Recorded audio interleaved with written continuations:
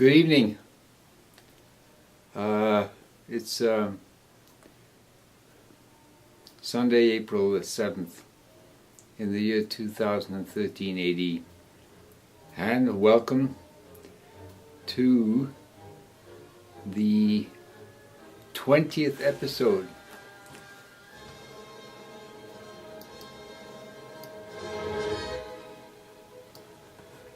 of the Mobuku Chronicles. Alright, and so we have certain events have taken place over the course of the month or so. I think the last episode was on March the 22nd. But some, shall we say, serious events have transpired since then, and I want to go over these events because they are very, shall we say, damaging to everybody, and especially our financial situation. Now you may or may have not heard, you probably have, that the Cyprus event took place, whereby the Cypriot banks had a bail-in instead of a bail-out. Bail-out referring to the fact that the government itself steps in and bails out the bank. But it was decided actually a long time ago, 2 years in fact, by the Bank of International Settlements and the IMF and various other august bodies had ratified by the G20, that is the group of 20 nations, a sort of a, shall we say, a template for what to do for those banks throughout Europe and the United States, which are in fact insolvent. And they have been for a long time. I mean, these are the big banks, the so-called too big to prosecute banks, or the too big to fail, also known as. And they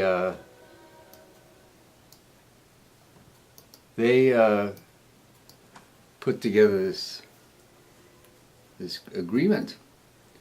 Now,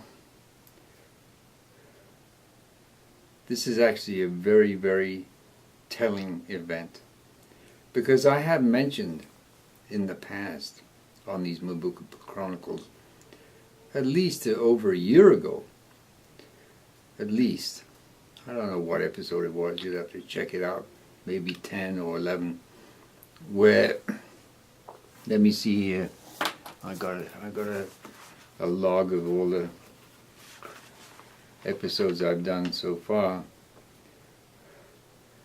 Yeah, so I started talking about the money situation, episode 10, which was December of 2011,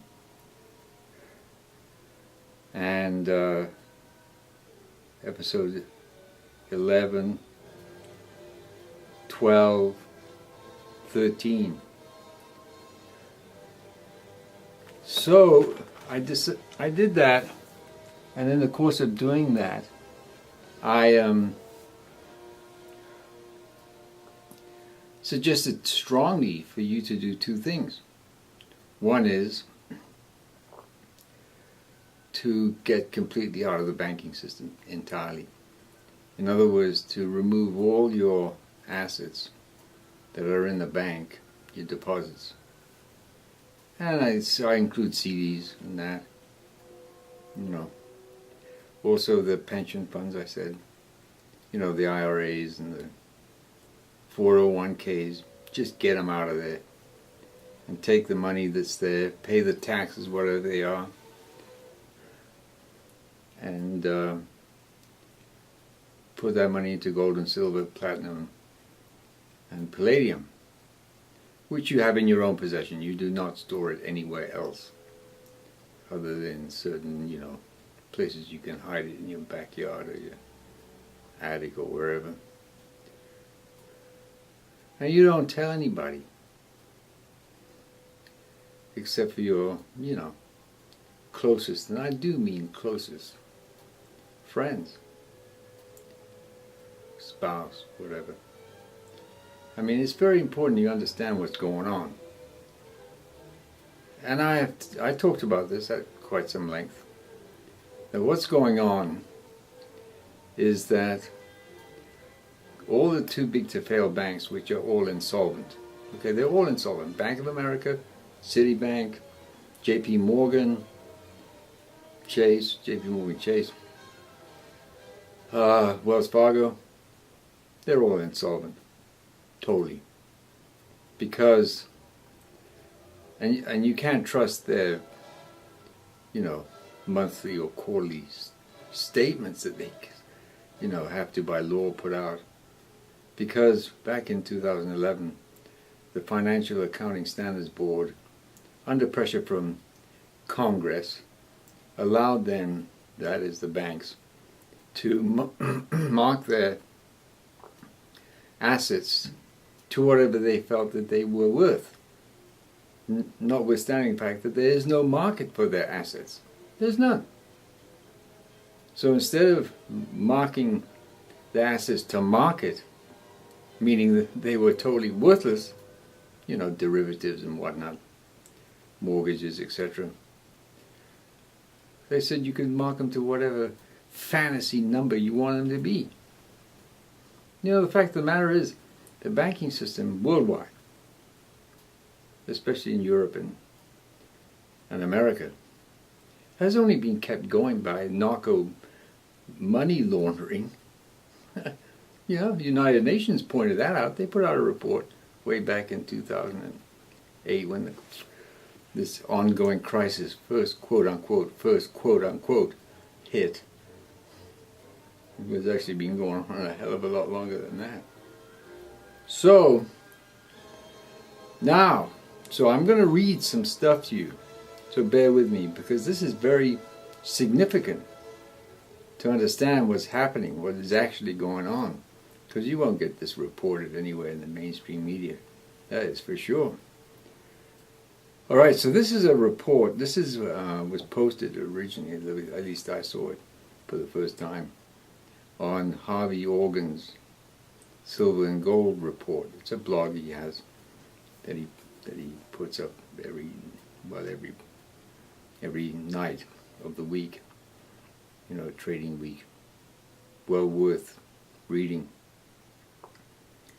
And this was done by a man called Professor Michael, well, it's a pretty much unpronounceable name, Chosudovsky, of Global Research, April the 2nd, 2013. And he goes, this is a pretty lengthy article he wrote, but it is worth going over in some detail just so we get the real picture of what is going on. So the headline, or the sort of headlines, are what you might call the opening salvo that he starts with. Is the Cyprus bank bail-in a dress rehearsal for things to come? Is a savings heist in the European Union and North America envisaged which could result in the outright confiscation of our bank deposits? In Cyprus, the entire payment system has been disrupted, leading to the demise of the real economy. Pensions and wages are no longer paid, purchasing power has collapsed, the population is impoverished, Small and medium-sized enterprises are spearheaded into bankruptcy, and Cyprus is a population of 1 million people. What would happen if similar haircut, quote-unquote, procedures were to be applied in the US and European Union? Okay, so now, that was the kind of what, all that was in italics. Now, he goes on to say, according to the Washington-based Institute of International Finance, which represents the consensus of the global financial establishment, the Cyprus approach of hitting depositors and creditors when banks fail would likely become a model for dealing with collapses elsewhere in Europe. It should be understood that prior to the Cyprus onslaught, the confiscation of bank deposits had been contemplated in several countries.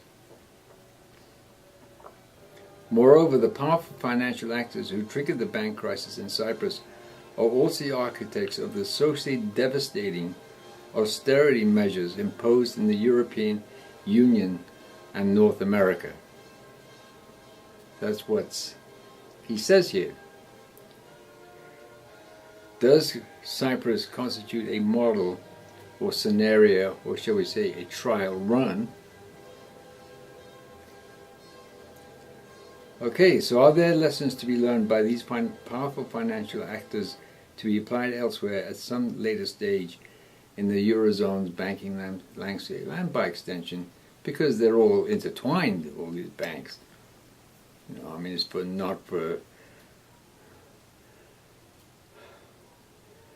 It was not without reason that the Federal Reserve of the United States poured $1 trillion into the European banking system in January alone this year.